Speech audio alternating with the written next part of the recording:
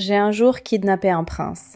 Je l'ai pris au milieu de la nuit, enveloppé dans une couverture, avec rien d'autre qu'un petit sac de diamants et les vêtements que je portais, et j'ai couru.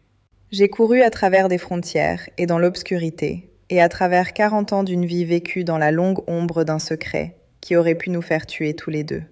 Et ce matin, pour la première fois en 4 décennies, un roi a frappé à ma porte. Pas pour m'arrêter, pour me remercier. Bienvenue sur Secret Confessions, True Stories. Si vous aimez les histoires qui vous rappellent que l'amour est la force la plus puissante sur cette terre, appuyez sur ce bouton j'aime et abonnez-vous à la chaîne. Il y a d'autres histoires comme celle-ci et vous ne voulez pas les manquer. Maintenant, laissez-moi vous expliquer pourquoi un roi se tenait sur mon porche ce matin et pourquoi j'ai attendu 40 ans ce jour tout en le redoutant à parts égales. Londres, il y a 40 ans. J'avais 23 ans, ce qui est assez vieux pour avoir des ambitions et assez jeune pour croire qu'elles s'arrangeront selon vos plans. J'étais venue d'une petite ville dans l'ouest de l'Angleterre avec une qualification en puériculture et une lettre de recommandation d'une famille pour laquelle j'avais travaillé. Et à travers une série de circonstances qui me semblent encore improbables quand je les retrace, j'avais été interviewée, vérifiée, approuvée et installée comme membre junior du personnel de la nurserie pour une famille royale dont je ne nommerai pas le pays, dont l'histoire n'est pas seulement la mienne à raconter. La maison royale n'était pas britannique. C'était une famille en exil, temporairement installée à Londres, pendant que des négociations politiques se concluaient dans leur pays d'origine. Ou du moins, c'est ce qu'on disait au personnel. Ce qu'était réellement la situation politique, je ne le comprenais qu'en termes les plus vagues à 23 ans. Il y avait un roi qui était vieux et malade. Il y avait 2 fils, l'aîné, que je connaissais comme le prince héritier, qui avait 10 ans et que je voyais rarement, vivant comme il le faisait dans une autre partie de la maison, avec ses propres tuteurs et son propre personnel. Et il y avait le bébé, Léo. Il est venu dans mes soins quand il avait 3 mois. Je veux essayer de décrire ce que c'est de prendre un bébé de 3 mois dans ses bras comme une responsabilité professionnelle et de découvrir, en quelques jours, que la frontière professionnelle s'est complètement dissoute et que ce qui reste est quelque chose de tellement plus ancien et plus fondamental que l'emploi. C'était un bébé au visage rond, aux yeux sombres, d'une curiosité sans fin, qui traitait chaque nouveau visage avec le même enthousiasme généreux, qui apprit très vite que j'étais la personne qui venait quand il pleurait et qui faisait les sons qui le calmaient, et qui s'attacha à moi avec la confiance complète et sans complication d'un très jeune enfant qui a décidé que vous êtes en sécurité. Je n'étais pas sa mère.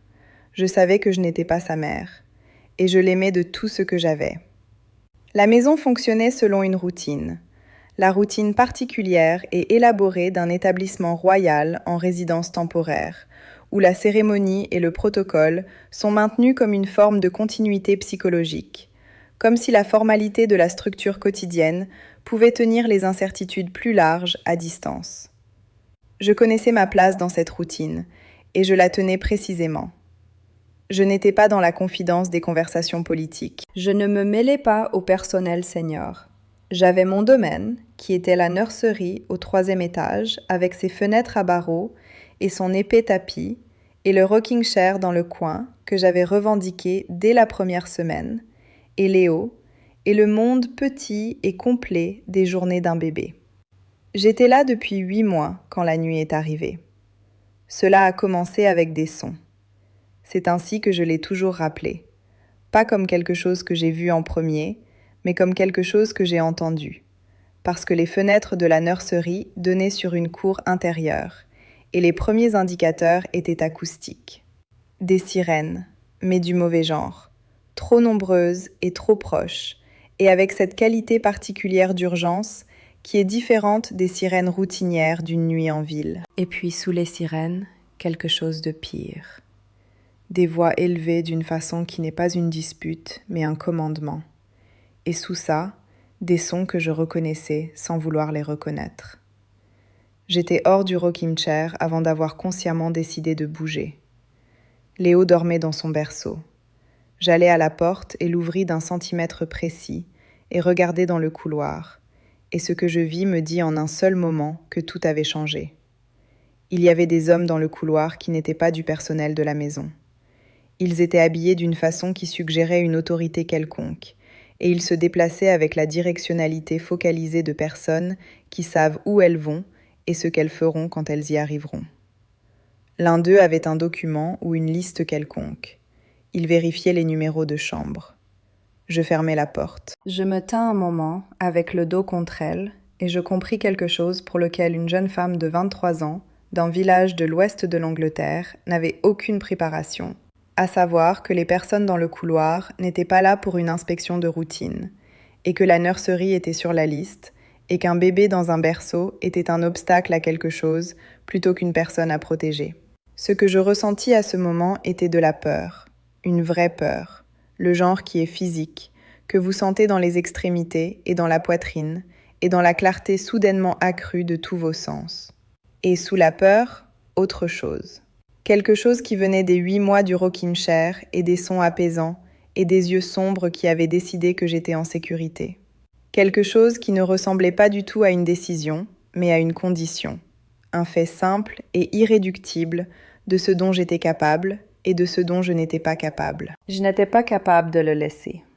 Je me déplaçais très rapidement. Il y a une qualité d'action qui arrive dans une vraie crise qui est différente de l'activité physique ordinaire. Une compression de pensée et de mouvement en quelque chose de presque instinctif. Le corps exécutant des décisions avant que l'esprit les ait pleinement articulées. J'enveloppais Léo dans la couverture de son berceau. Il bougea et je fis le son doux particulier qu'il connaissait, et il se calma. J'allai au petit coffre-fort dans le placard de la nursery, celui dont je connaissais la combinaison parce que j'avais été responsable de la petite caisse pour les fournitures de la nursery. Le coffre-fort contenait, entre autres choses, un petit sac à cordon de diamants dont je savais qu'ils étaient là de la façon dont vous savez les choses dans une maison, de façon périphérique, sans qu'on vous l'ait dit directement. Je ne sais pas pourquoi je les ai pris. Je vous dirais que j'ai pensé à cette décision de nombreuses fois en 40 ans.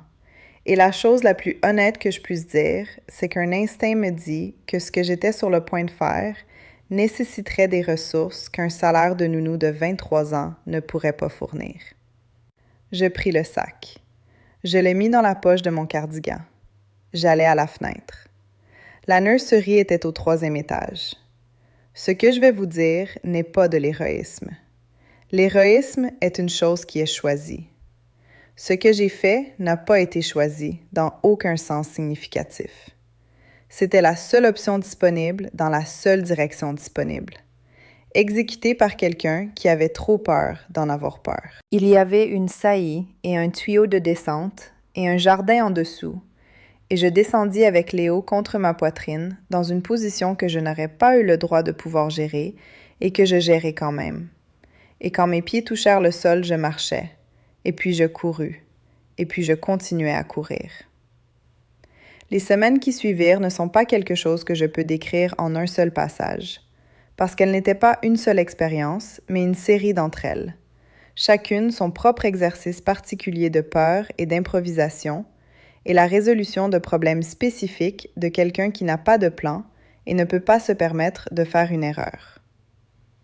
Je quittai l'Angleterre avec un passeport qui n'était pas entièrement légitime.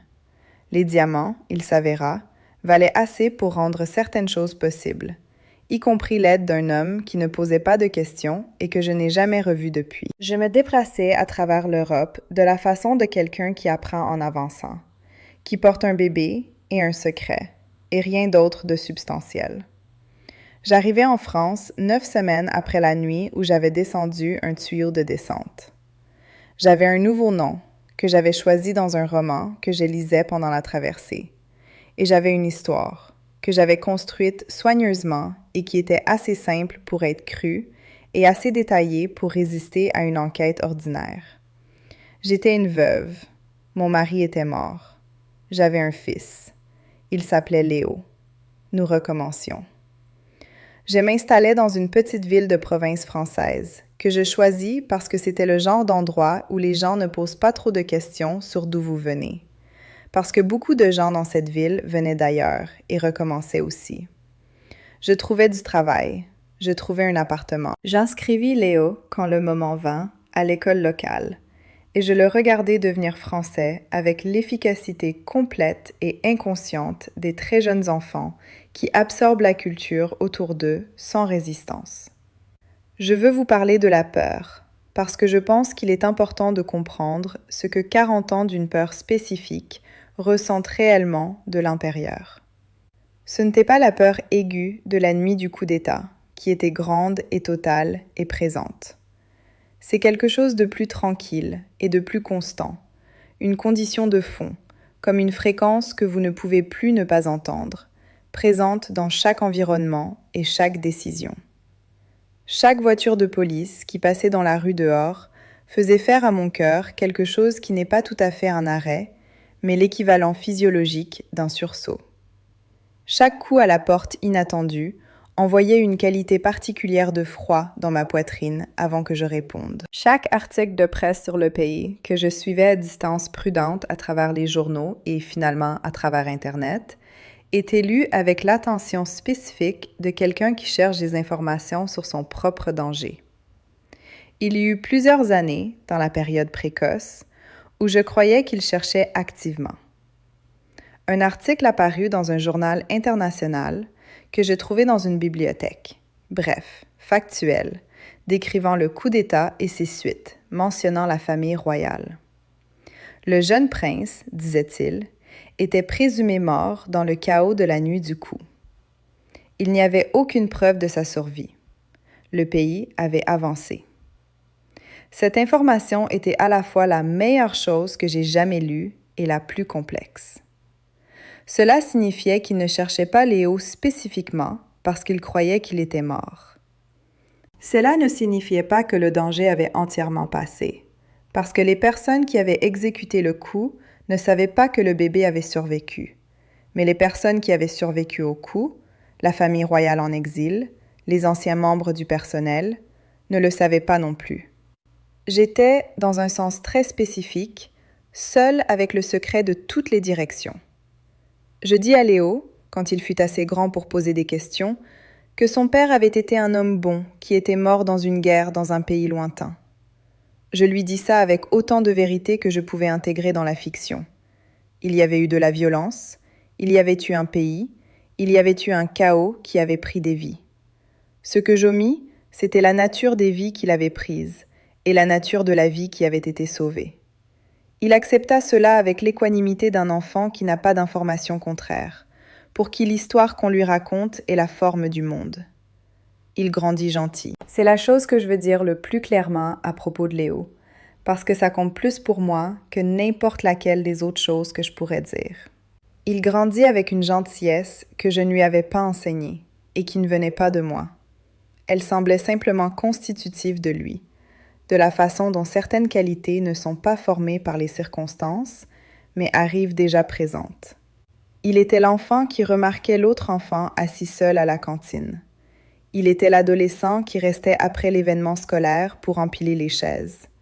Il était le jeune homme qui choisit la médecine parce qu'il dit que la combinaison spécifique d'être utile et d'être présent avec les gens quand ils étaient le plus vulnérables lui semblait le meilleur usage d'une vie. J'allais à sa remise de diplôme de médecine et m'assis dans le public et ressentis quelque chose que j'ai du mal à nommer précisément. Quelque chose qui était fierté et chagrin et soulagement et une forme spécifique d'amour en même temps. De la fierté pour ce qu'il était devenu, du chagrin pour tout ce qu'il ne savait pas sur lui-même. Du soulagement qu'il était en sécurité, que le secret avait tenu, que nous étions arrivés jusqu'ici. Et de l'amour.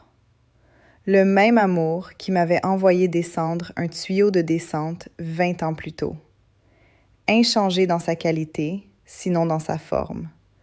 Toujours la condition définissante de tout ce que j'avais fait et de tout ce que je ferais. Il devint chirurgien. Il se spécialisa en chirurgie cardiaque. Ce qu'il lui dit une fois avait quelque chose à voir avec la satisfaction particulière de travailler sur l'organe auquel les gens pensent quand ils pensent aux choses les plus essentielles. l'amour, la vie, le centre irréductible de ce qu'est une personne. Il était bon à ça. Il était excellent à ça, finalement. De la façon qui combine la maîtrise technique avec la qualité humaine, de faire que les patients sentent qu'ils sont une personne plutôt qu'un problème.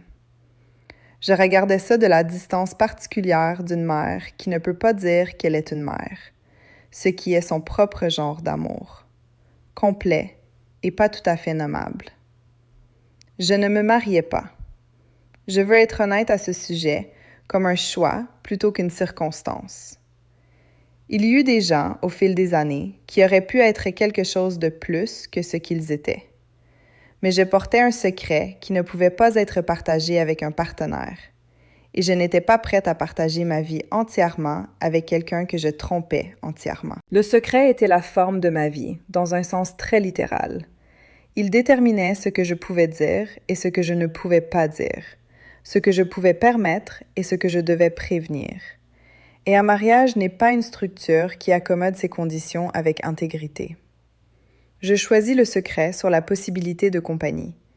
Et je suis en paix avec ce choix, principalement, ce qui est la chose la plus honnête que je puisse dire sur une décision prise sur une longue période dans des circonstances difficiles. Léo avait un appartement dans la même ville.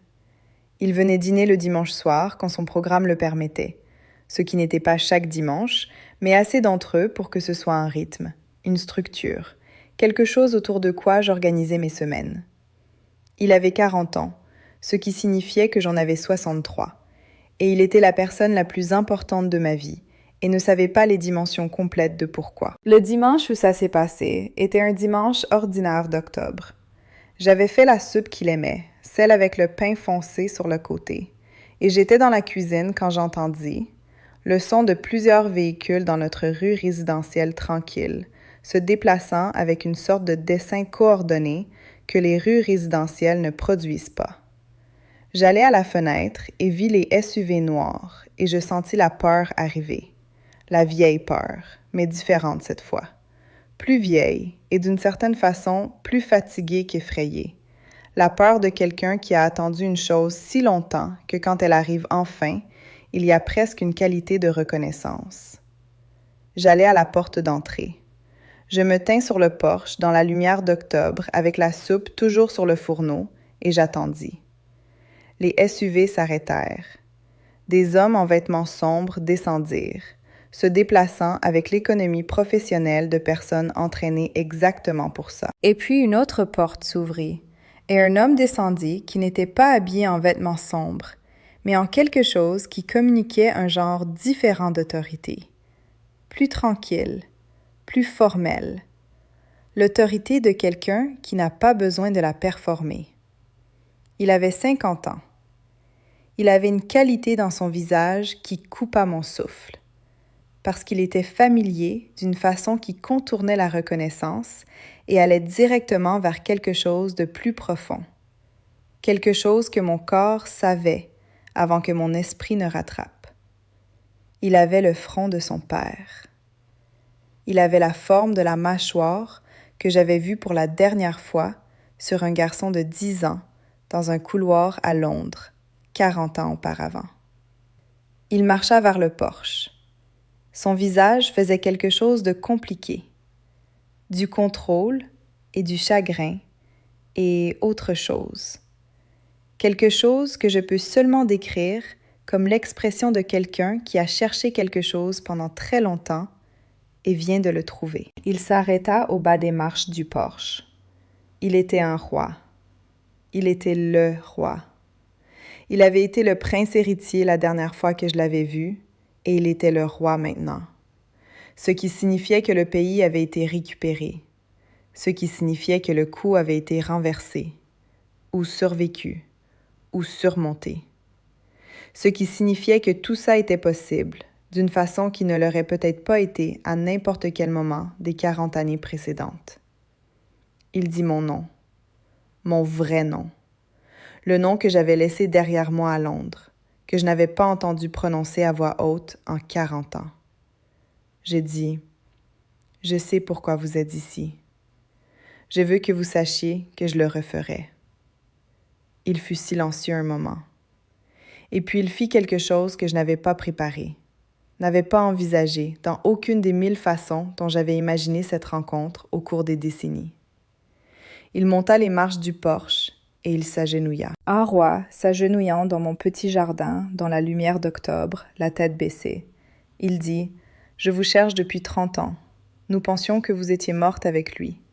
Quand nous avons découvert que vous ne l'étiez pas, qu'il ne l'était peut-être pas, je cherche depuis. Je suis venue pour vous remercier. Je suis venue parce que vous avez sauvé la lignée. Vous avez sauvé mon frère. Vous avez tout sauvé. » Je m'assis sur la marche du porche parce que mes jambes prirent une décision indépendante de mes intentions. Et je dis, il est chirurgien. Il sauve des cœurs. Il va être très déconcerté quand il arrivera pour le dîner.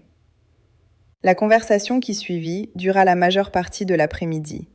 Et je ne vais pas vous en donner la totalité parce que certaines parties appartiennent à un roi et à une femme sur un porche et pas à un public plus large.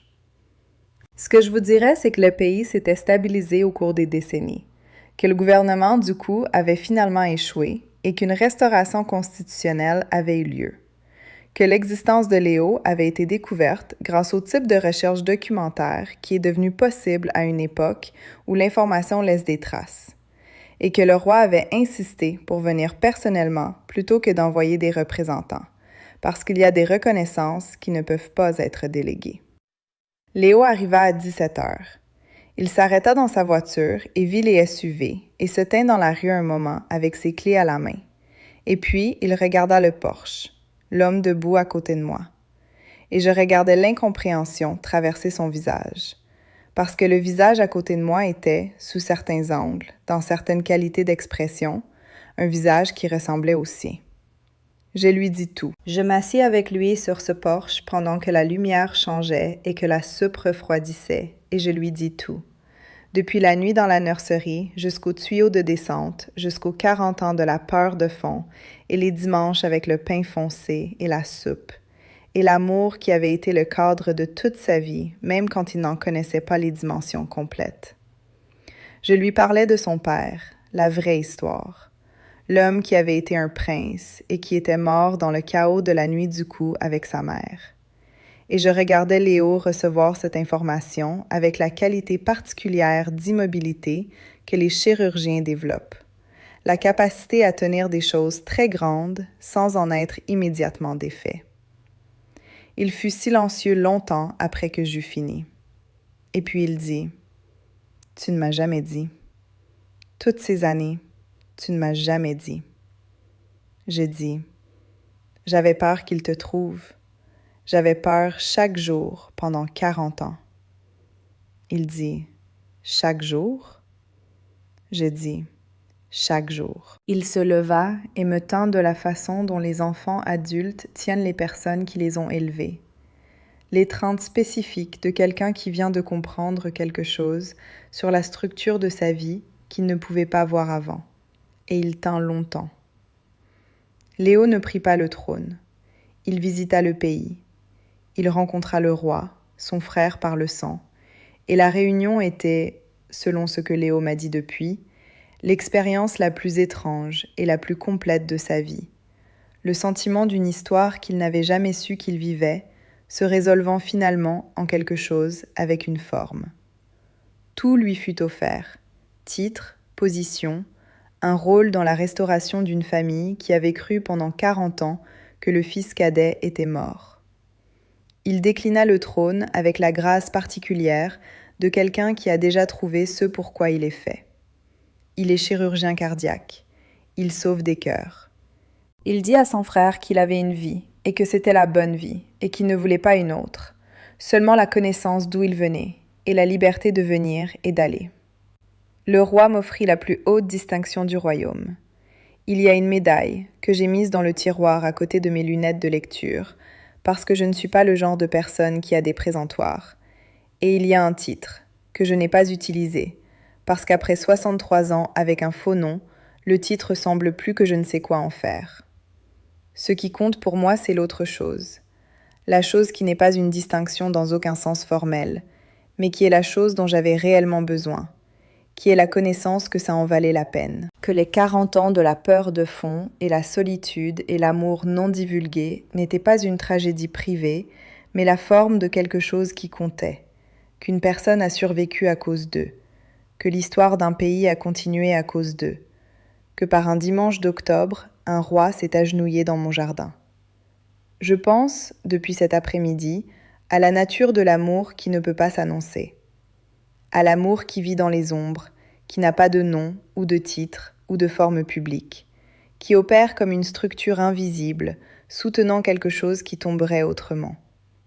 Il y a un genre particulier de courage requis pour aimer quelque chose complètement que vous ne pouvez pas protéger de quelque façon autre que la façon que vous avez choisie, qui est d'être présent, d'être stable, de se montrer le dimanche soir avec la soupe et le pain foncé, d'être la constante qui maintient la variable de la vie d'une personne ensemble pendant qu'elle devient qui elle va être. Je n'ai pas sauvé un prince, j'ai élevé un homme bon. Le prince était accessoire. L'homme était le travail. Et le travail, il s'avère, valait tout ce qu'il a coûté. Merci d'avoir passé ce temps avec moi aujourd'hui. Si cette histoire a touché quelque chose en vous, laissez un commentaire ci-dessous. Je lis chacun d'entre eux et il signifie plus que vous ne le savez. Abonnez-vous si ce n'est pas encore fait et je vous retrouve à la prochaine confession.